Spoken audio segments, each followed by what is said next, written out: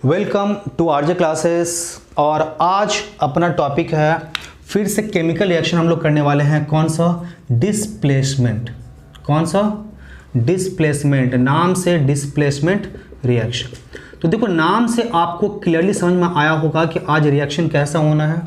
हमको रेडिकल या आयंस के प्लेस को क्या करना है, एक से हटा के दूसरे पे मूव करना है और दूसरे से हटा के पहले पे मूव करना है। एग्जांपल देते हैं फिर डिटेल में समझाते हैं। जैसे मान लो CaSO4 प्लस NaCl, ये मेरे पास दो सॉल्ट है।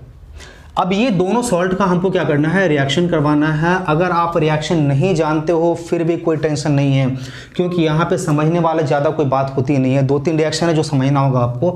पूरा मिला के इसके पास रेडिकल क्या है, SO4, इसके पास क्या है, Cl। करना कुछ नहीं है, इसका टोपी उठा के यहाँ डालो, इसका टोपी उठा के यहाँ पे, मतलब इसका टोपी इसके सर और इसका टोपी इसके सर। रेडिकल को चेंज कर दो, आपका प्रोडक्ट तैयार हो गया, रिएक्शन खत्म। तो क्या बना, CaCl2 प्लस Na2SO4। मतलब डिस्प्लेसमेंट रिएक्शन में आप क्लियरली समझ चुके होंगे अभी तक क्या होता है डिस्प्लेसमेंट, कि रेडिकल के प्लेस को आप क्या करो, एक से हटा के दूसरे पे डाल दो और दूसरे से हटा के पहले पे डाल दो। ये आपका डिस्प्लेसमेंट कंप्लीट हो गया।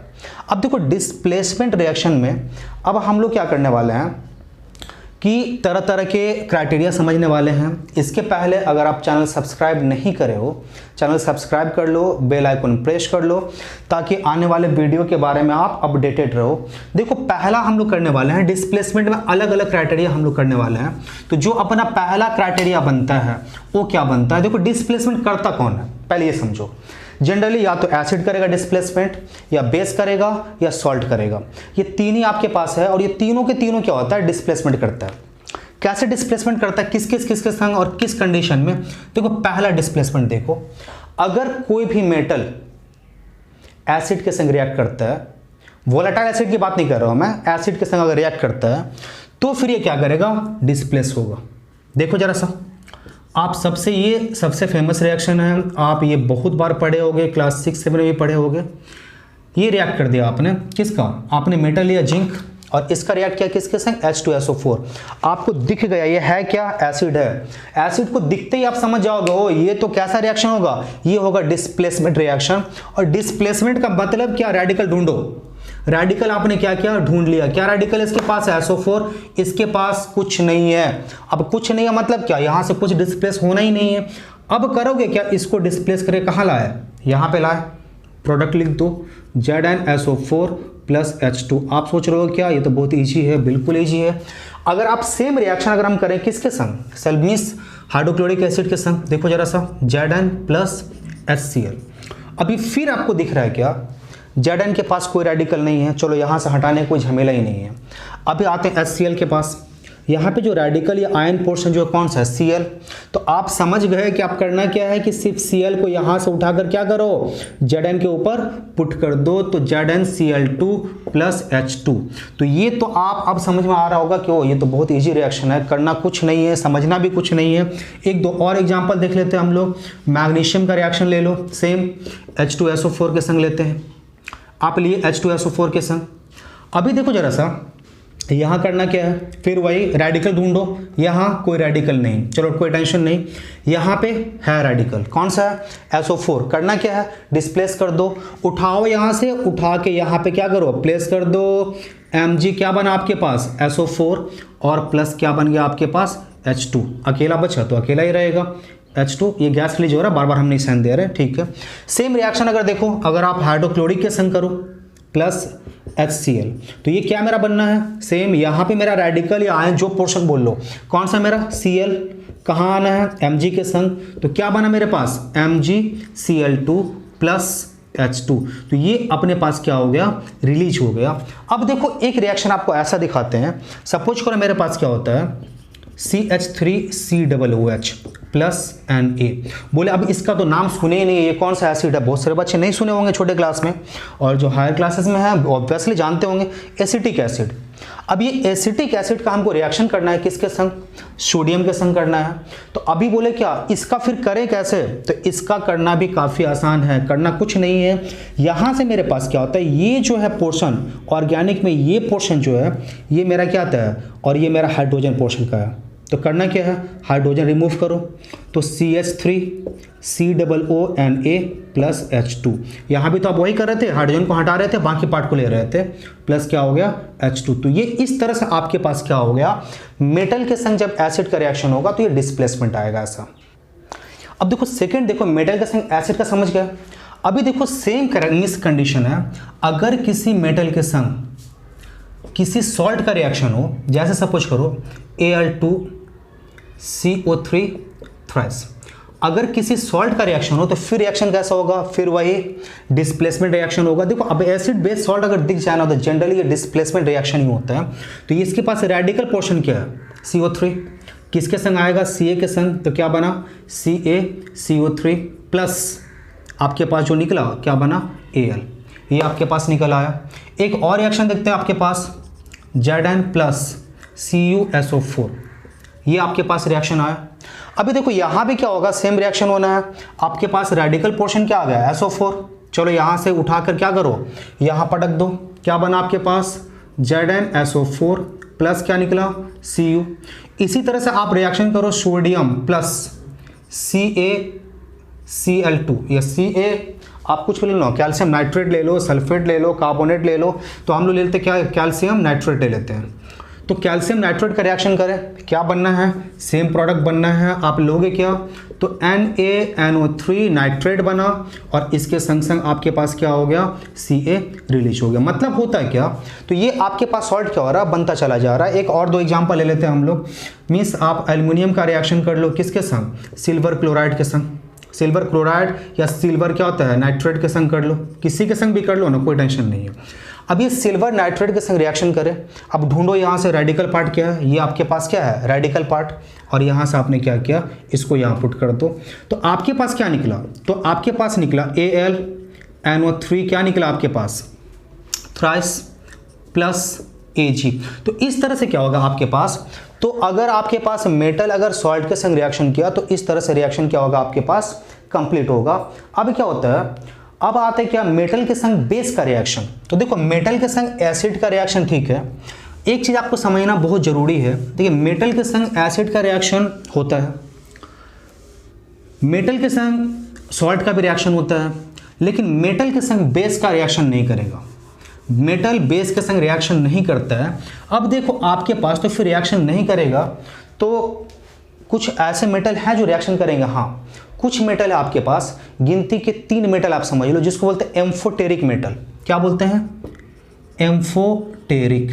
Amphoteric metal. अभी आप बोलते हो क्या एम्फोटेरिक का मतलब क्या होता है, मैं समझा दूं।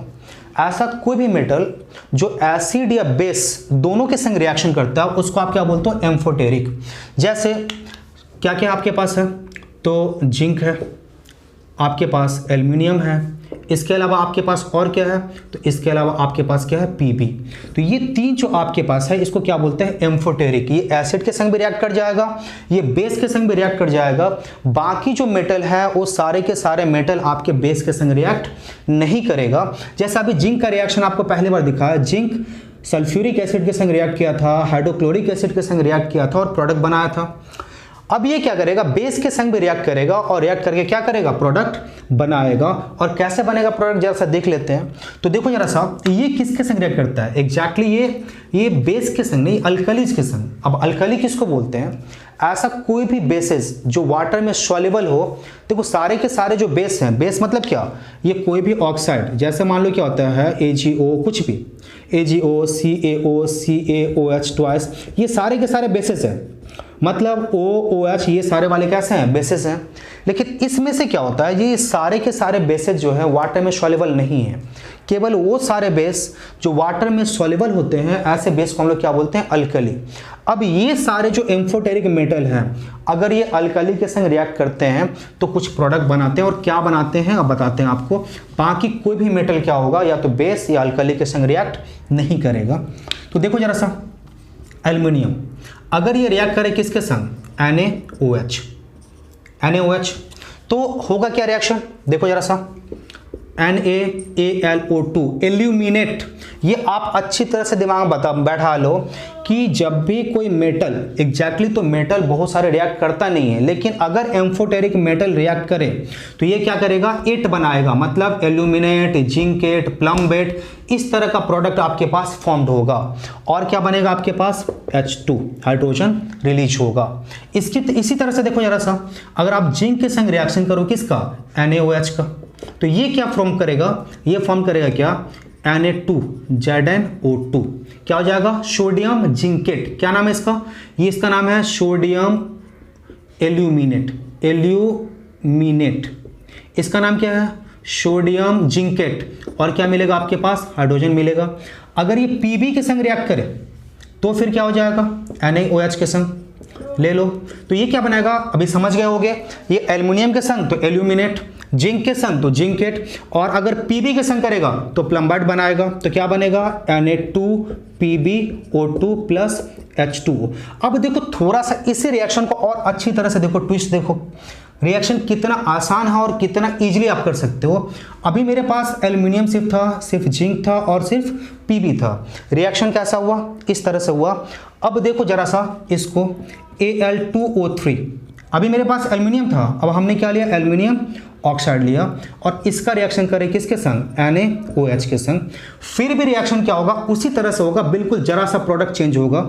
तो एल्युमिनियम के संग, एल्युमिनियम ऑक्साइड के संग क्या बनना है, फिर वही एल्यूमिनेट बनेगा। देखो जरा सा, NaAlO2 प्लस, आपने अगर देखो यहाँ अगर ऑक्सीजन नहीं था, यहाँ भी ऑक्सीजन नहीं था, यहाँ ऑक्सीजन ऐड करे, यहाँ भी ऑक्सीजन ऐड कर दो, क्या कर दिए, H2O। आराम लग रहा है ना।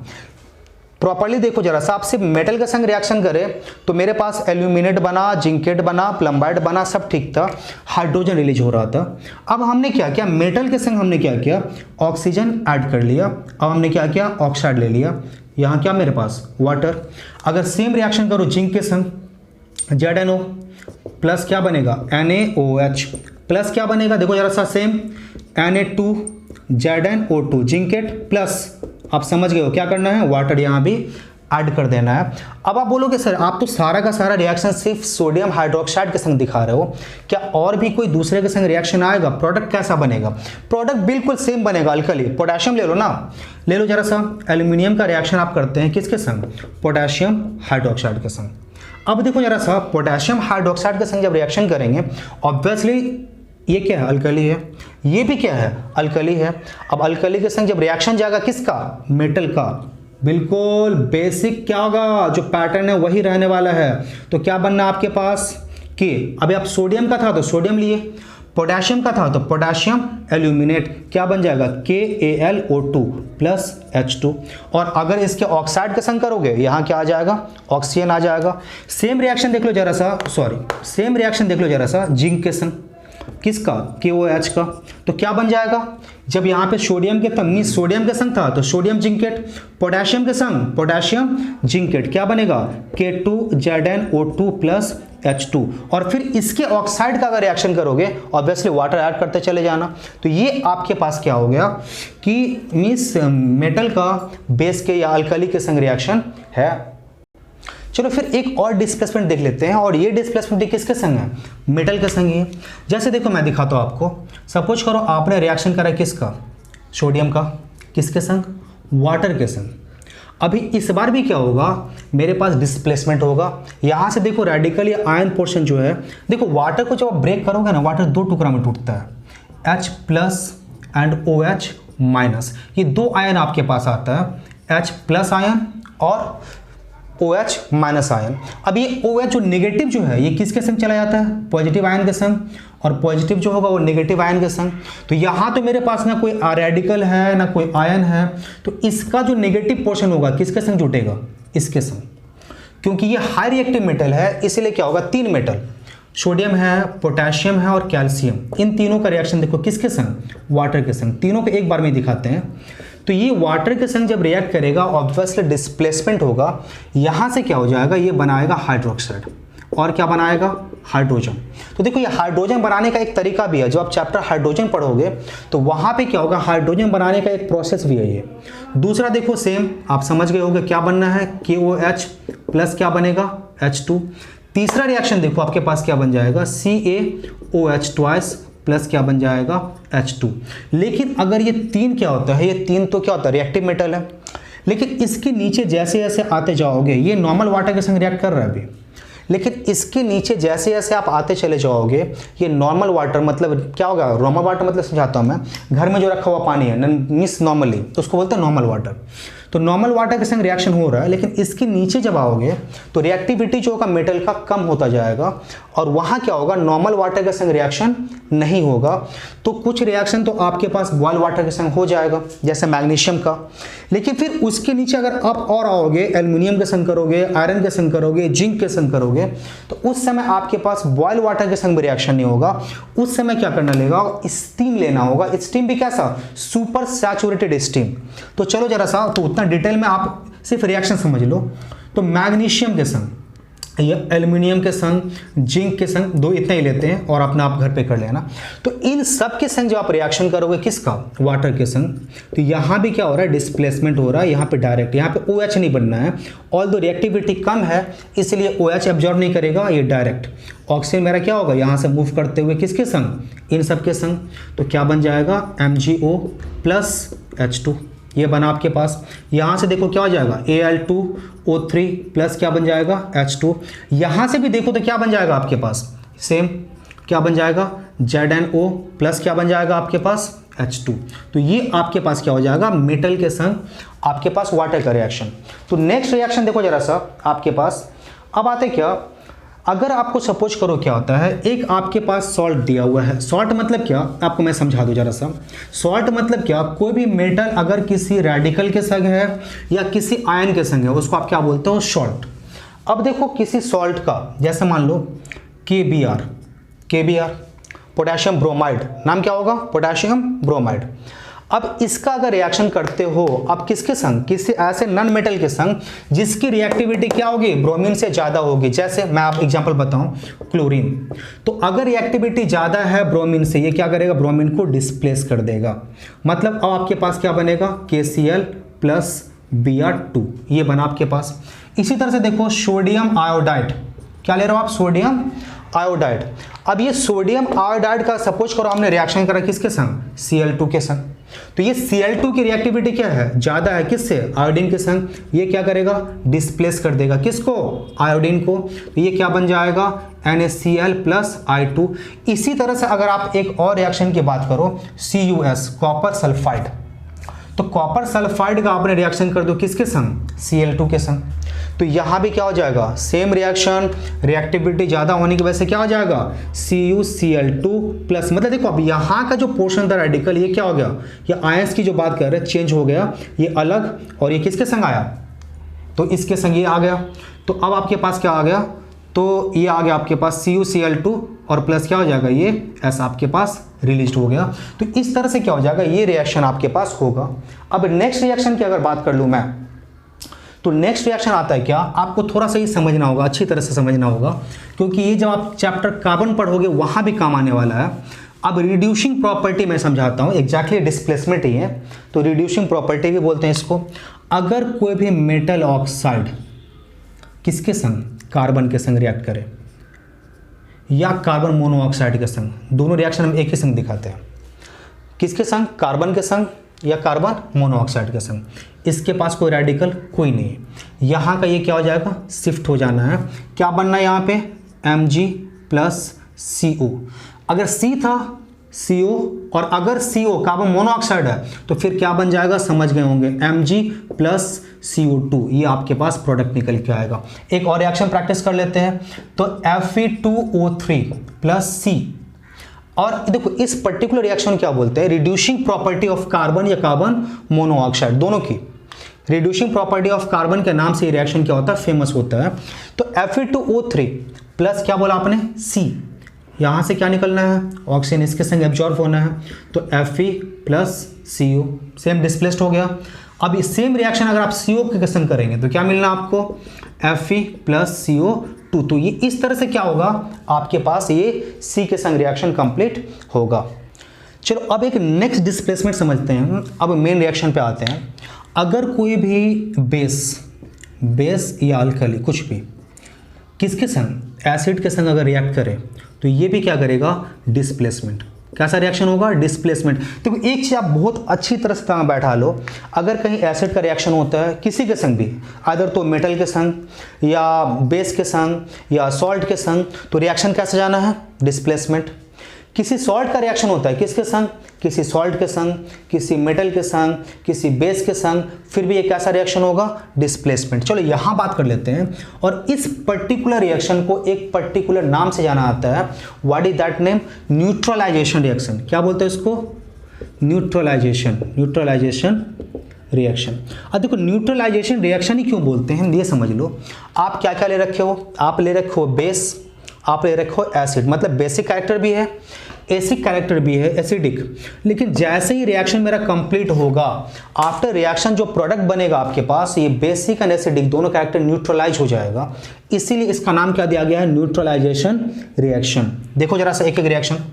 सोडियम हाइड्रोक्साइड, क्या ये अल्कली है, रिएक्शन कर दी किसके संग, H2SO4।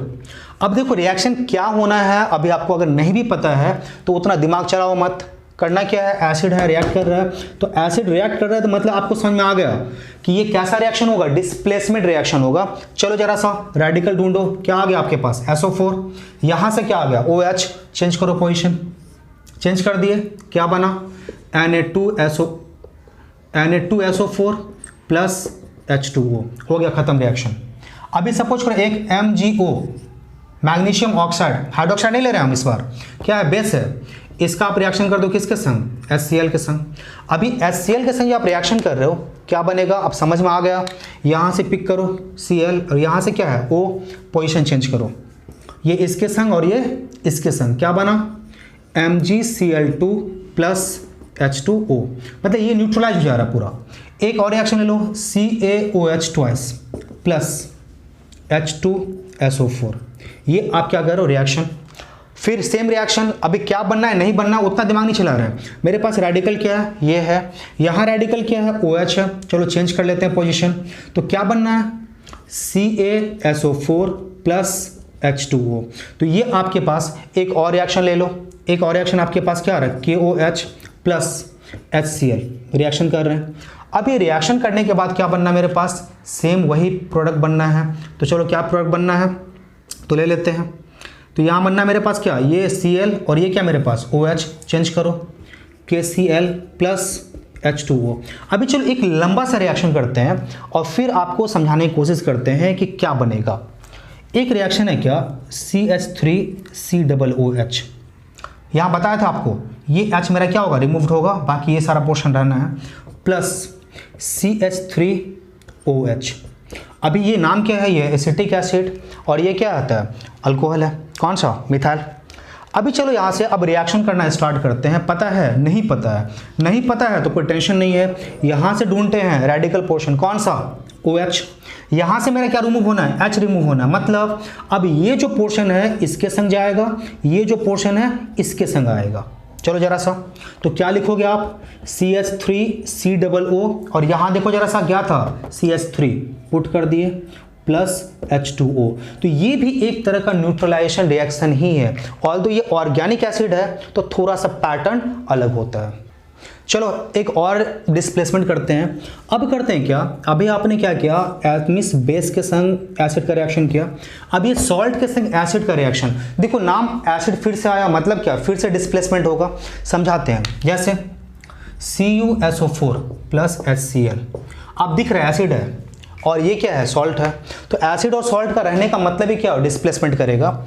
डिस्प्लेसमेंट के लिए ढूंढो, क्या ये अपने पास Cl, ये क्या अपने पास SO4, चेंज कर दो पोजीशन, ये तो क्या बना, CuCl2 प्लस क्या बना आपके पास, H2SO4। सेम रिएक्शन अगर आप करो तो आपका तो CaCl2 या CaNO3 कुछ भी ले लो ना, प्लस H2SO4। अब ये रिएक्शन देखो जरा सा, तो CaNO3 प्लस H2SO4 अब चलो जरा सा यहाँ से ढूंढो क्या है SO4, यहाँ से क्या है NO3, पुट कर दो तो क्या बना आपके पास CaSO4 प्लस HNO3। तो ये आपके पास रिएक्शन, देखो सॉल्ट के संग आपके रिएक्शन एक और कर लेते हैं। अब ले लो सल्फेट ले लिए, नाइट्रेट ले लिए, इसके अलावा आप क्लोराइड ले लो, कार्बोनेट का करते हैं जैसा कार्बोनेट के ही थ्रू समझते हैं। तो आप ले लो sodium carbonate Na2CO3 plus H2SO4, क्या ये सॉल्ट है। देखो ऊपर वाला भी क्या था सॉल्ट, नीचे वाला भी क्या था सॉल्ट, नॉर्मल रिएक्शन गया डिस्प्लेसमेंट, ये भी क्या है सॉल्ट। जब कार्बोनेट सॉल्ट की बात आए या बाइकार्बोनेट की बात आए तो थोड़ा सा केयरफुल रहने की जरूरत है। पहला जो फेज है ऑब्वियसली जैसा था मेरा, यहाँ से क्या करेंगे इसको डिस्प्लेस करें, तो पहला जो फेज था मेरा क्या हो जाएगा डिस्प्लेसमेंट Na2SO4। ऑल दो कार्बोनेट है तो जब भी कार्बोनेट या बाइकार्बोनेट आए अब ये क्या करेगा कार्बोनेट डिसोसिएट हो जाएगा, और डिसोसिएट होने के बाद क्या क्या प्रोड्यूस करेगा पता आपको अच्छी तरह से, CO2 प्रोड्यूस करेगा और H2O प्रोड्यूस करेगा। सेम रिएक्शन अगर हम बाइकार्बोनेट के संग जाते हैं, सपोज करो KHCO3 पोटेशियम बाइक्रोमेट। अब ये बाइक्रोमेट के संग जो आप रिएक्शन करोगे किसका, ले लो HCl का रिएक्शन लेते हैं, कोई भी एसिड ले सकते हैं। तो आपने HCl का रिएक्शन करा, अब क्या होगा, तो पहला फेज तो मेरा जो था यहाँ से क्या था Cl, यहाँ से मेरा क्या था HCO3, रिमूव करो पुट करो इसको, क्या बना अपने पास KCl प्लस। अब ये क्या है बाइकार्बोनेट, तो कार्बोनेट एंड बाइकार्बोनेट दोनों में ही सेम खासियत है कि जैसे ही ये क्या करेगा रिएक्ट करेगा, रिएक्ट करने के बाद क्या करेगा डिसोशिएट करेगा CO2 प्लस H2O। तो ये आपके पास क्या हो गया, तो कार्बोनेट सॉल्ट और बाइकार्बोनेट डिसोसिएशन कंप्लीट हो गया।